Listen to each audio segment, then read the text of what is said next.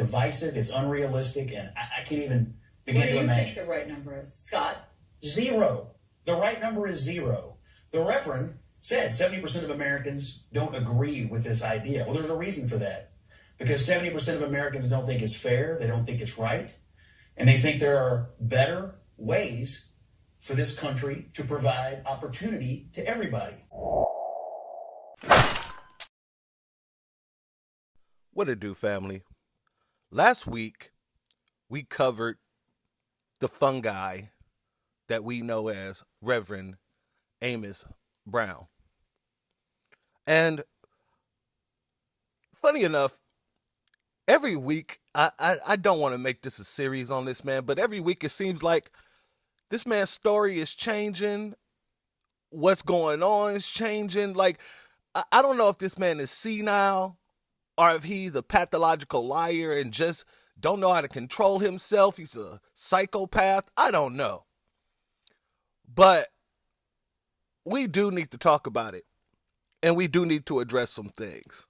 So first, I'm going to play this clip and then we're going to get into it. The president of the San Francisco NAACP and the pastor of the Third Baptist Church, Reverend Amos C. Brown. Dr. Brown, thanks so much for being here. So $5 million to every black resident. That sounds good to me. That sounds like something, that sounds like a plan that everyone would like who would be a recipient of that. So why don't you like that plan? Let me correct something. The board has not agreed to my $5 million plan. Yeah, it's a proposal. I get it. I know. It's a proposal, but why don't you like the proposal? Because it has become a laughing stock around this nation, and representatives of it have indicated it was not based on any formula. It was not thought out logically, so that we should not be teasing and tantalizing African Americans. We are in trouble in this city. We need action now. We've had far too many studies, too many analyses, too many suggestions. And if the board were serious about that, this past Tuesday, they would have in principle supported cash payments and suggesting a plan for payment, even though, as some say, we have a deficit, we can't do anything now. Well, deficits don't last always. And even in Germany, Germans paid by installment. I'm looking for, and the NAACP is looking for, real action and not intentionality. We've talked too much about reparations. In fact, it was the NAACP branch that introduced the idea in 2019. So we can't be like Jack and the Bear, making tracks, but getting nowhere. Even this U.S. Congress of this nation has not acted on reparations in principle, and 70% of the nation are against it. Now is the time for all fair-minded, informed, loving, just citizens to join us as African Americans and support us as we supported reparations for the Japanese and for the Jewish community. That's the bottom line issue. We are not against cash payments, but we want sincere action and not optics. So you don't think this is so sorry to interrupt, but you don't think this is a serious proposal by the Board of Supervisors? It's not on the board what has happened. The board has not acted. It was a representative of the task force who threw out this number without any basis for it. And people are entitled to their opinions. But on issues like this, you need facts and you need practicality. And that's the only thing the NAACP is looking for. Real action and not suggestions. Thank you. Dr. Brown, Boy, Rev Flip Flop is really trying to earn his name. I mean, he's really trying to earn his name. If you remember from my last video, he spoke to Marcel Dixon, our brother, and told Marcel 5 million plus, 5 million plus. That's what he said. It's not enough. 5 million plus. Then I showed you guys how he spoke with Mogadam Nation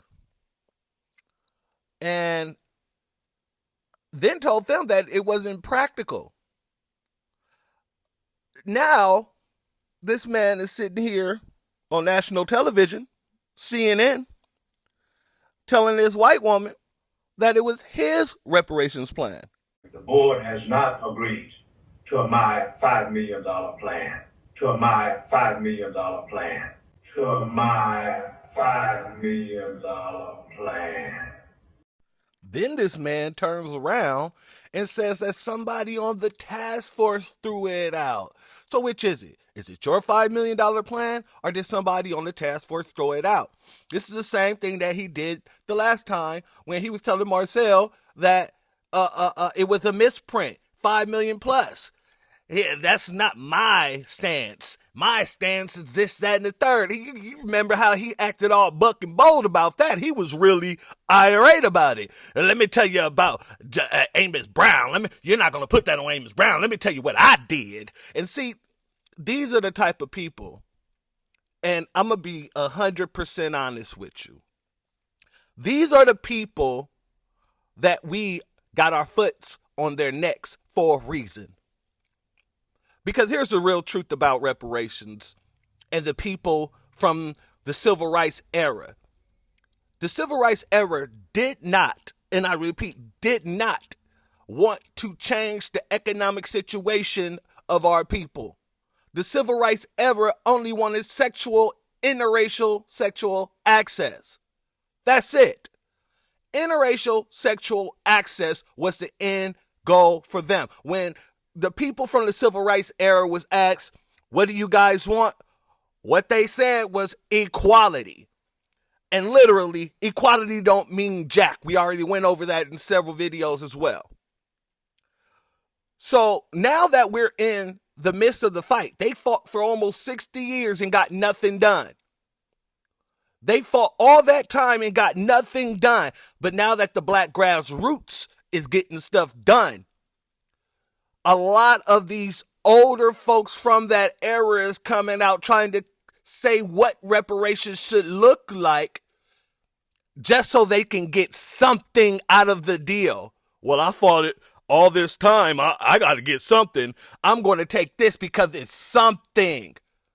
Rather than fighting for the future generations, rather than fighting for their future lineage, they only care about seeing the outcome before they die. This is the problem. This is supposed to be a marathon. They're supposed to be passing the baton. But instead of passing the baton, they're trying to change what the baton looks like to the point where it's not even a baton anymore. You're running with a goddamn carrot. And it ain't even a lucrative carrot like a diamond. It ain't something that you can feed yourself because it's a rot carrot at that. But these is who we got in our community. These are the elders nowadays from the civil rights era. And I'm not saying all of them. I'm not saying all of them at all. But for the majority of the people that we've been seeing within the politics and within just representation, they all have the same mindset. They all have the same mindset. And another thing that really gets to me, this man brings up these polls. He brings up these polls. And that's why I named this video what I named this video. Damn the polls, pay what you owe. Damn your polls, pay what you owes. Because this is the truth. They ain't never liked us.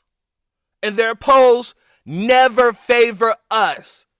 Any of our political agendas, the polls never favor anything that would benefit black people because this is a racist country. It's a racist country. Damn the polls. But since he wanted to bring up the polls, let's listen to what this white man piggybacked off of him saying. And that's what they do. They don't want to say it, so they bring up coons like this fool here to say the stuff out loud, and then they go and mimic what that person just said. Like, yeah, he just said it, though. Like he just said. It's divisive, it's unrealistic, and I can't even Begin What do to you imagine. think the right number is, Scott? Zero. The right number is zero. The Reverend said 70% of Americans don't agree with this idea. Well, there's a reason for that. Because 70% of Americans don't think it's fair, they don't think it's right, and they think there are better ways for this country to provide opportunity to everybody. The right number is zero. Zero. Like he just said, 70% of Americans, blah, blah, blah, blah, blah. Don't nobody give a damn about that. Because didn't nobody give a damn about us? Don't nobody give a damn about us. So why should we care about the polls that no one give a damn about us is actually participating in? Why should we sit here and worry about something where we know that every time we bring up a moral issue, this is a moral issue and a debt owed, everybody want to forget why? Everybody wants to, why do we need to do that? I wasn't here for that. My family didn't come until the 50s. I don't think that I should pay for something that my grandfather did, my great-grandfather did, and everyone else in my family before me has done, and which I still continue to do today, just on a different level. I don't think I should pay for that. And this fool right here is the shield that they put up in order to speak like this. This is CNN as well. Not Fox News. This is CNN. Showing you that they're the same wing on the same bird. They're the opposite wing of the Republicans, but they're still a wing nonetheless. Still a wing nonetheless. Let me read this article right here. Martin Luther King Jr. was a civil rights leader and an American hero. Almost every American adult, 95% in the CBS News polling, believes that he was an important figure in U.S. history. But it wasn't always that way. The fact that King is now beloved and has a national holiday commemorating his birthday wasn't something that obviously was going to happen during his lifetime. This shows us that often the fight for civil rights is unpopular at the time, and it only becomes popular retrospectively. Get that? During the 60s, King was a very divisive figure. Divisive. How many times have we heard that while speaking about reparations? Didn't that man just say it's divisive? It's divisive. It's divisive when America has always divided us anyway. But anyway, I digress. During the 1960s, King was a very divisive figure. The last Gallup poll that asks about his popularity during his lifetime, taken in 1966, found his unfavorable rate was 63%. This included 39% of the Americans who gave him a -5 rating on a scale, with -5 being least favorable and +5 being most favorable. So even in 1966, King was not really liked. He wasn't the figure that we see today all over the place, that we hear about all the time, that they try to wash down and all this other stuff. Apparently, he was a very divisive figure. Very divisive. The same way they say when we speak about the needs of the descendants of American slaves. The same way that they say we're divisive when we're speaking about the need for economic inclusion and reparations. The same way they say we divisive when we say we're not joining up with anybody because we don't have any allies. Nobody speaks for our interests but us. We're divisive when we do that. But even before then, King was far from a universally liked person. In the middle of 1964, when Congress was in the midst of passing many landmark civil rights laws, King's favorable rating was just 44%. His unfavorable rating was basically equal at 38%. When Americans was asked which 3 Americans they had the least respect for in the 1964 Gallup poll, King came in second at 42%. This was barely less than the 47% registered by George Wallace, the segregationalist governor of Alabama. Only 17% mentioned King's name when asked which 3 Americans they had the most respect for. Perhaps even more revealing is a lot of white Americans thought King was doing more to harm the good for the fight for civil rights. So most of these folks believe that King was doing more harm to the civil rights fight than any good. These are the polls. These are the polls. And that's why we say we don't give a damn about the polls. This is what the polls look like during King's time. And we're dealing with the same damn thing. Let me finish this. Perhaps even more revealing is that a lot of the white Americans thought King was doing more harm than good for the fight for civil rights. In a 1966 Harris poll, 50% of white Americans indicated that he was hurting the civil rights effort. A mere 36% said he was helping. King's favorable rating amongst them was 27% in 1966.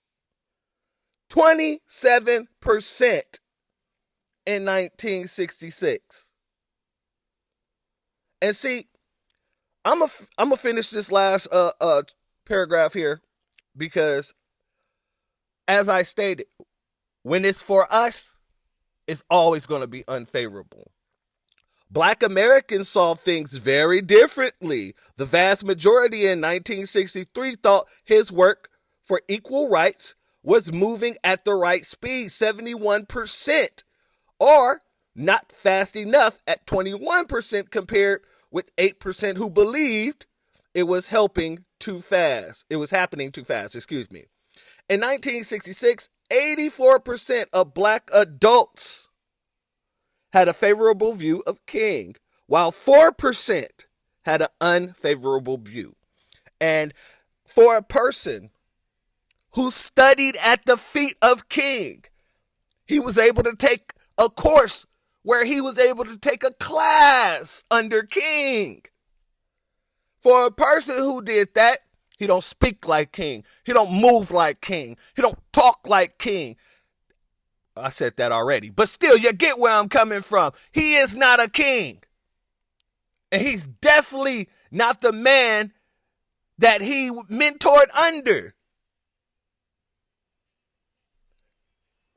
Because you would know this.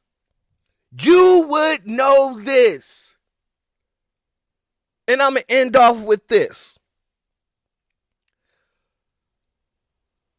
Look at all the money being sent to the Ukraine. Look at all the money that's being sent to the Ukraine. Do you know what the polls say about that? The polls say that that's not favorable either. Here's the poll. As of January 2023, 37% of Americans are in favor of sending funds to the Ukraine. Only 7% more than the people who are in favor of reparations to the descendants of American slaves. So it's not that much of a gap there. But guess what? America didn't give a damn about the polls. What did they do? They just keep sending money. They kept sending money, now they keep sending money. That's what they did, and that's what they're doing now. So we don't give a damn about your polls. You gonna pay what you owes. You gonna pay what you owes.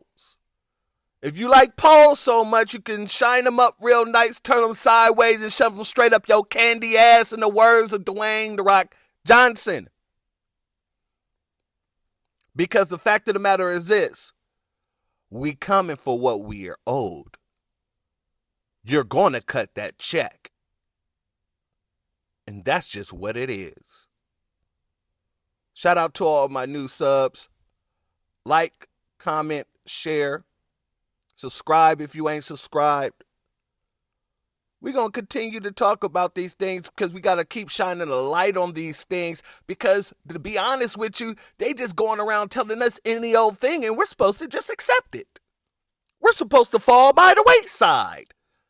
Oh, 70% of Americans are against us getting our reparations. Well, we might as well just go over here in the corner and die somewhere. That's how ludicrous this whole situation is. It's preposterous. I'm over here trying to figure out who in the hell raised these people. These Sambos, they gonna do what Sambos do, but it's only so much you can do. I mean, only so much you can go against your own interests.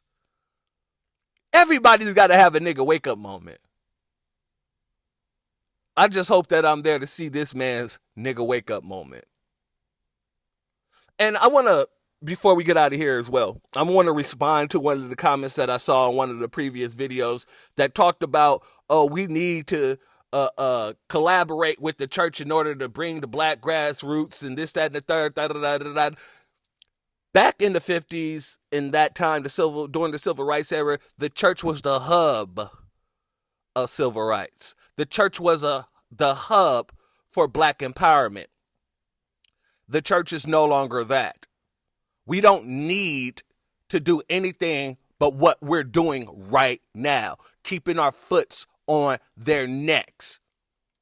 Because we don't need anybody trying to tell us to forgive. We don't need reparations because all we got to do is forgive our enemy and God's going to give us our glory after the life is over. No, we're not doing no afterlife nothing.